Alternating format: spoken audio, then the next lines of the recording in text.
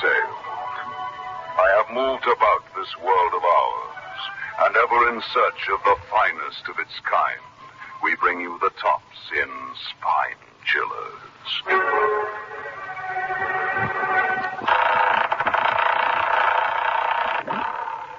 The Creaking Door.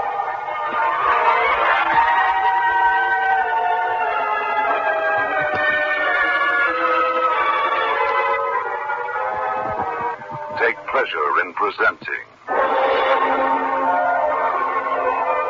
The Creaking Door.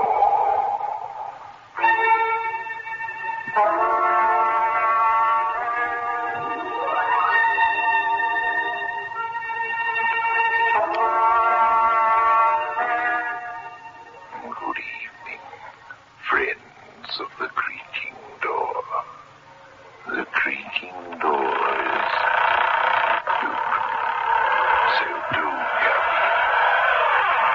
It's no good holding back. But don't look too closely. Otherwise you'll see the dim outline of that horrible specter that appeared in your nightmares. Ready to go? Of course you are. The spirits moved you.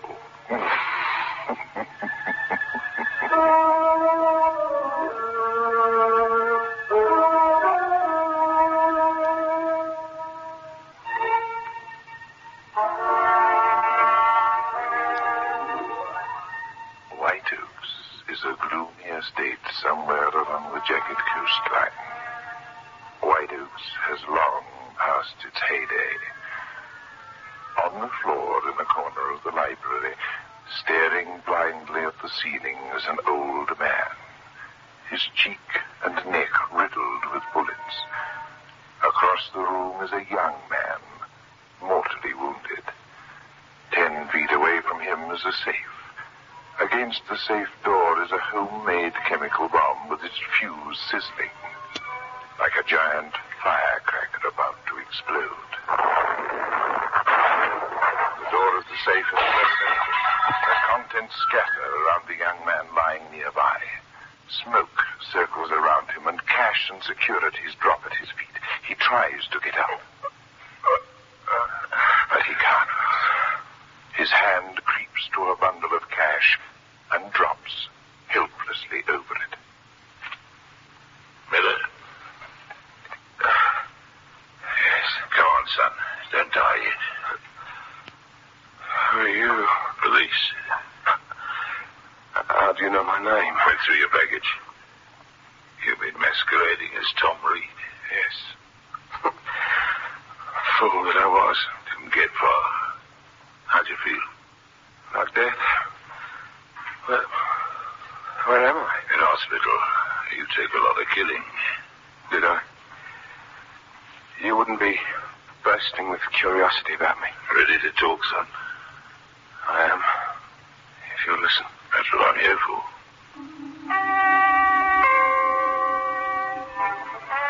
Jim Miller's my name. As a kid, I went right out of reformatory into jail. Number 106317 was my name for 10 years.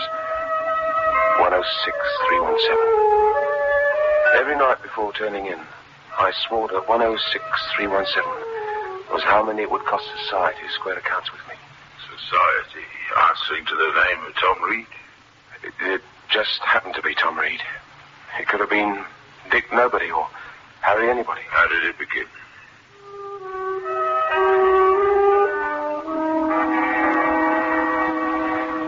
I was a day out of jail, hanging around the docks, wondering where I could catch the price of a drink. A big liner had just come in out of the fog, one of those pleasure liners. I watched the passengers come off, without a care in the world. Among them was Tom Reed, dressed to kill. My eyes kept wandering over to him, and the thought kept jabbing at me that there was a man I could be if I played my cards right. We were about the same age and build, except that Reed was a little pale around the gills. All Reed had on me was a bankroll. A car rolled up, and Reed ventured. I went after him. What scheme I had in my mind, I'm not clear on anymore. It might have been the ring on his middle finger, or the pounds he flashed when he tipped the kid and brought the car back. Or maybe I was just going to catch him in. Anyhow, there I was over the car, staring at him, tongue-tied. Yes? Is there something you want? Yeah. Driving north? Hitchhiking? Yeah. Well, hop in.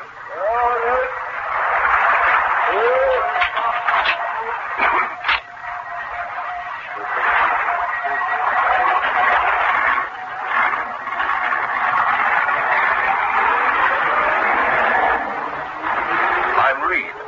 My name's Jim Miller. How far are you going? Well, as far as I can. For no destination. No. How far are you going? About 200 miles. White Oaks. Ever heard of White Oaks? No. It's the showplace of the Cornish coast. And what's it now? A mausoleum. I'm the last of the Reeds of White Oaks. You bragging? I suppose there is something indecent about too much money. Have you got too much money? 100,000 in 3 days' time. Why in 3 days? My inheritance comes to you then. Well, how do you collect? Does the cashier pile the money up in front of you?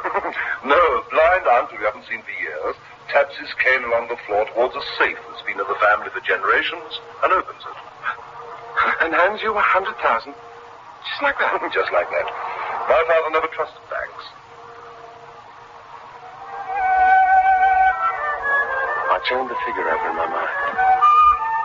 100,000.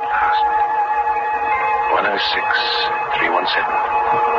It was 6,317 shy of my number, but close enough to write off the debt owed me.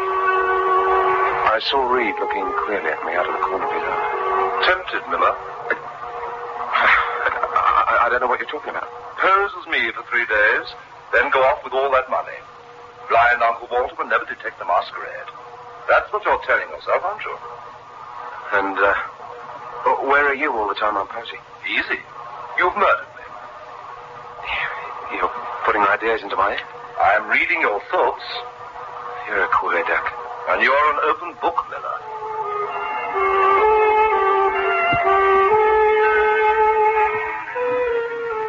If I'd had any idea like that, Reed's openness put the kibosh on him. You can't lay hands on someone who talks on your level. I even got to like him. A little. We chewed up about 100 miles, and I caught that funny look crossing Reed's face again. I watched the hand clasp over his heart. Reed seemed to sag, and the car began to circle wildly. I grabbed the wheel in the nick of time.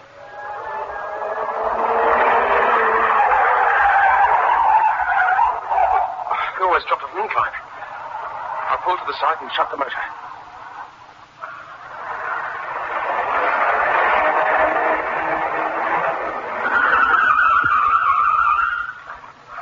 What's hit you, Reed? It's my heart. How bad is it?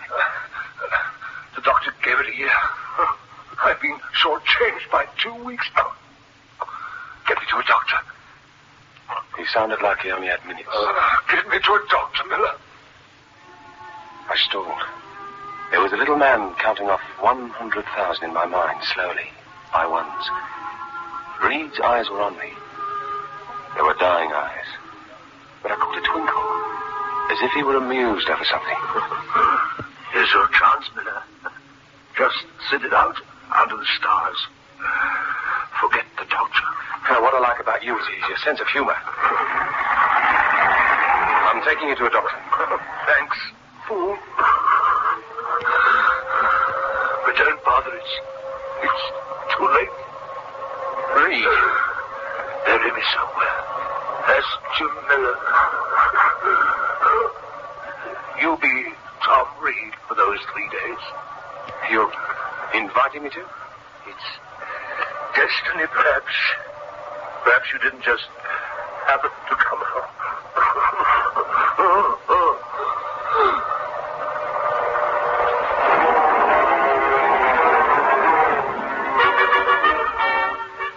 It was too late to play Boy Scout and race for the doctor. Reed was dead. I sat around a while thinking over what to do. But there was nothing to think over. mind had been made up for me a long time before Reed happened along. I told myself that Reed's dying remark practically made me his heir. But I didn't have to tell myself anything.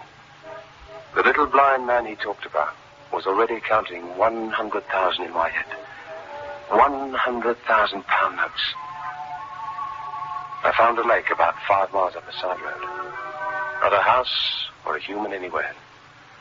I swapped clothes with Reed, weighed his pockets with stones, then said goodbye and let him slip. I ran for the car and headed for White Oaks. Reed's wallet pushing against me as I drove. It was a down payment on the 100,000.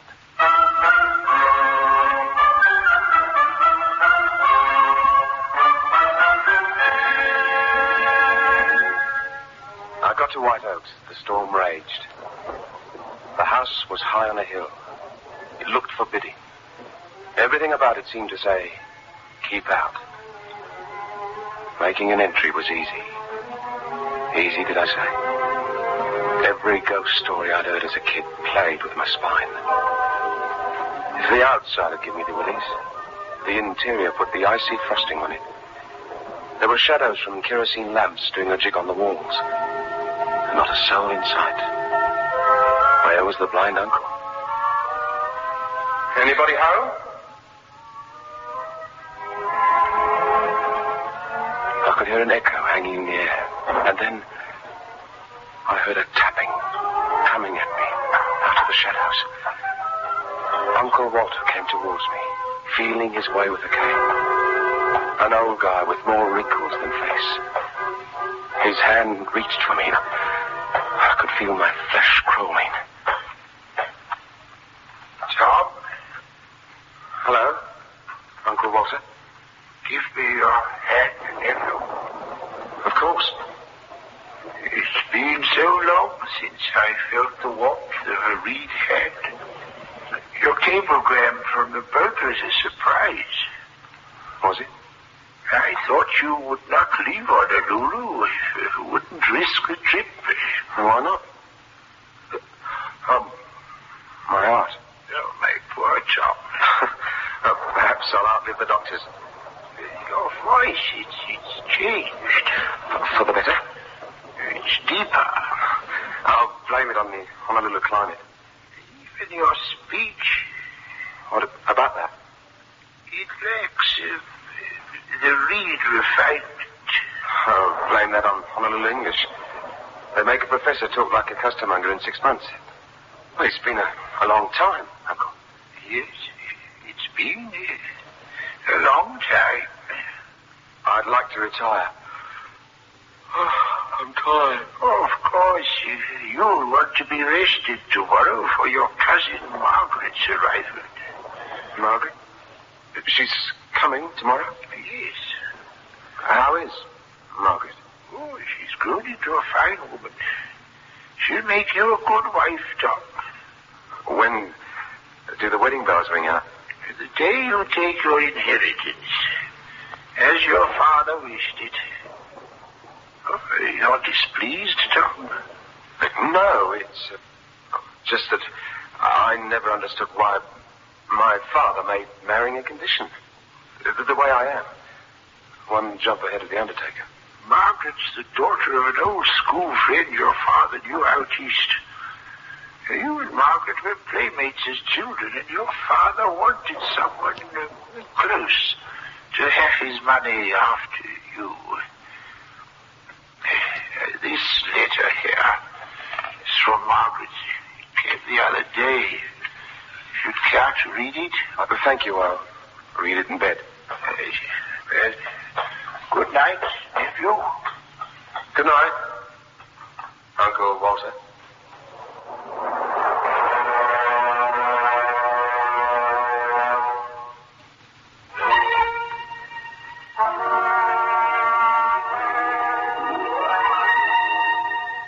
Well. Jim Miller didn't bargain on a bride. But then he could run into 100,000 unexpected things at White Oaks. Let us see what the mysterious Margaret has to say, shall we? wonder how it will be meeting Tom again. Walter, we were practically infants the last time together. The questions that keep crowding my mind. What does he look like? What does he think about? Will he like me enough? And how will it feel marrying a man who played with as a child 15 years ago? And will you like me too, dear Uncle Walter? So Margaret didn't know Tom Reed from Adam. All I had to do was to keep the act going for 3 days, grab the money, and leave.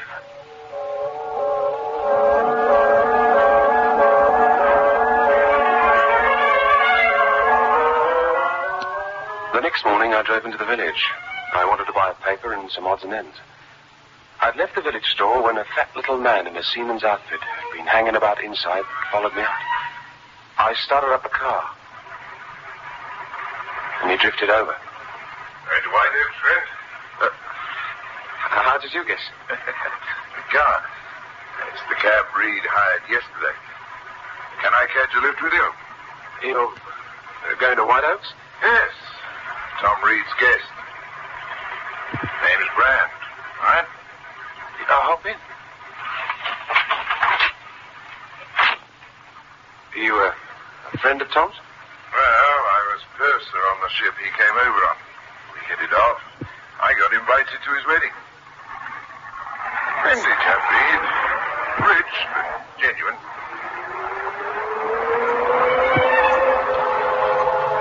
My mind worked at trip hammer speed.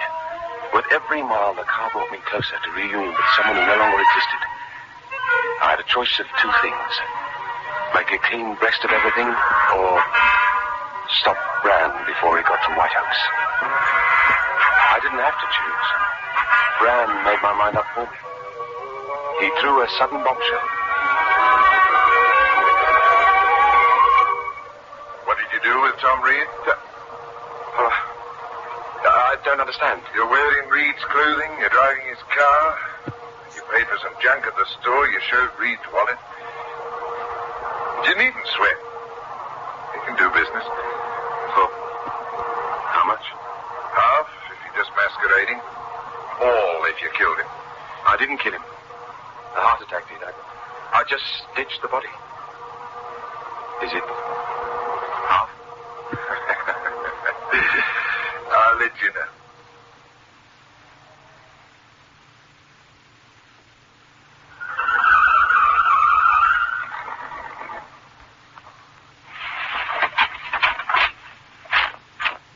Start for the woods. This how you want it? That's the way it's got to be. All or nothing.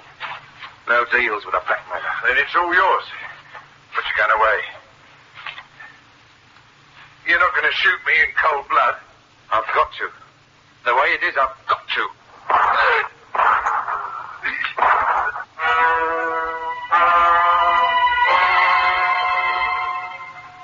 He fell over on his side into the weeds. I'd done it. I'd added murder to masquerade. You didn't just stick your hand out for 100,000, I suppose. It came a lot harder than that. I dragged Brand through the woods, looking for a place to hide him until I could get some tools and bury him later. Then suddenly, some motorist unable to get past my parked car on the narrow road. I left Brand as he was and ran to the car. For it was a girl, easy on the eyes, with a rainbow-colored scarf flying in the breeze. Move your car. I can't get by. Sorry. Were you hunting? Hunting? I heard shooting. I took a pot shot at some rabbits. Any luck? No, I'm a bad shot. Too bad. Am I on the right road to White Oaks? You wouldn't be Margaret? Yes. I'm Margaret. Well, I'm Tom Reed. You're Tom. Disappointed? Don't mind my staring. I always stare.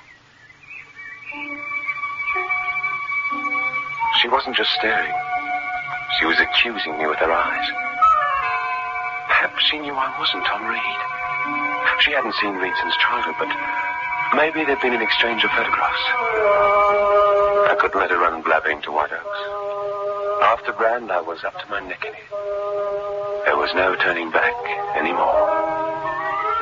Aren't you going to show me the way, Tom? The way you keep staring. Why? Just bad manners. But you're still staring. I'm sorry. She couldn't control her eyes. I followed the direction of her stare, and then suddenly it hit me. Murder was written all over me. There was blood on my clothes. It was as if Brand's corpse was standing beside me, telling the world. You came at a bad time. You killed somebody. In there. That's what those shots were. You killed Uncle Walter. Uncle Walter? And you're not Tom Reed. You've got a picture of him? Yes. Nice and frank. Well, why don't you scream? I'd rather do this. Stay exactly where you are. Do you know how to use it, that gun? Try me and see. Yes. Yes, I've got to try you. Whether I like it or not, I've got to. No. Nice shooting for a girl. My turn now.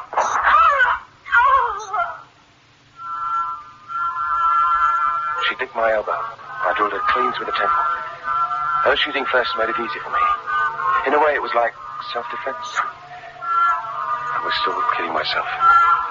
Funny, I met a girl and killed her, all in less than 5 minutes. The 100,000 was coming a lot harder than I'd thought.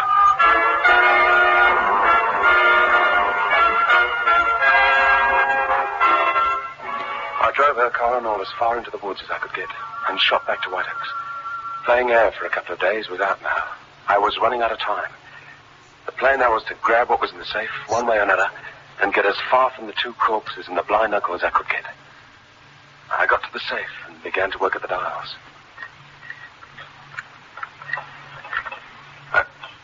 And then I heard Uncle Walter tapping his way towards me. John? John? Yes, Uncle? Give me your hand, nephew. Where is it? Here. What do you do, read palms with your fingers? Yes, nephew. There are flakes of dirt on your palm. As if you've had your hands on the ground. Not bad. You ought to be a detective. And there's an odor. The smell of blood. Let go of my hand. What's wrong, John? Listen. I've got a gun in my hand, pointing right at you. You're going to tap your way to that floor safe and open it. With no stalling and no questions. No questions. Yes, I don't know the combination from memory. You don't? You should listen. The combination is on a memorandum pad in the library desk. Get it.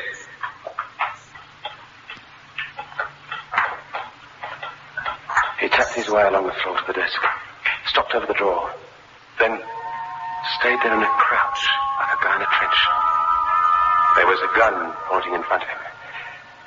You crazy old fool. What good's the gun? You're blind. You'll not get a penny, imposter. Get over to that safe and open it up. Never. I'm counting 3. 1, 2, better be. He'd shot me with perfect marksmanship. He'd aimed in the direction of my voice. I thought. I moved to his side quickly, emptied my gun.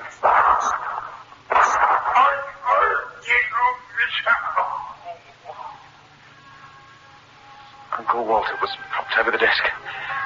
I did him in his cheek and neck. He was still alive. The gun pointing in front of him. I crept along the wall to the other side of the room, quietly. I didn't want him aiming in the direction of the sounds again. He aimed the gun. I watched the nozzle of the gun follow me, inching as I moved. The old man was looking at me, watching me, as if he could see it, as if he had perfect vision. Got me again.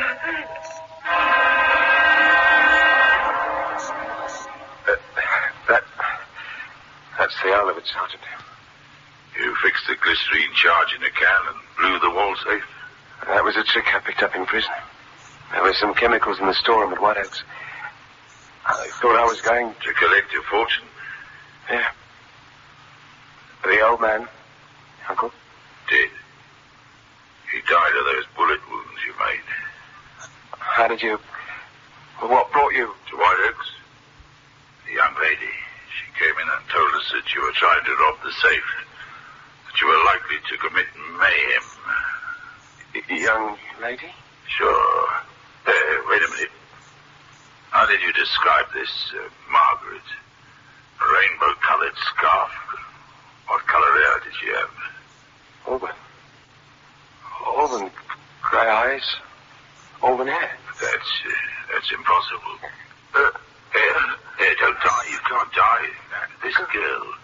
Ghost, doctor. A ghost. Hey, what's this? Who's that laughing? Doctor, did you hear that? Did you hear that, Doctor? Well, he's dead. This young man is dead. But the girl, she spoke. Well, I didn't hear anything. You must be imagining things.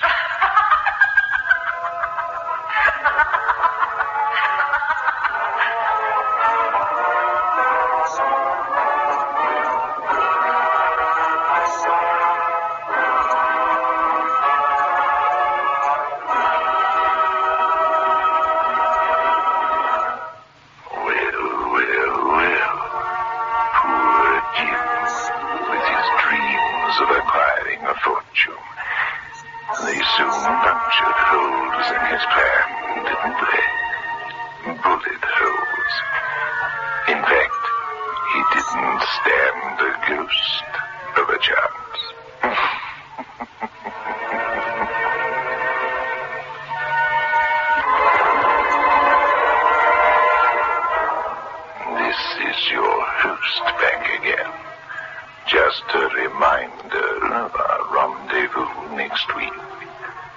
Where are we going? Through the creaking door, of course.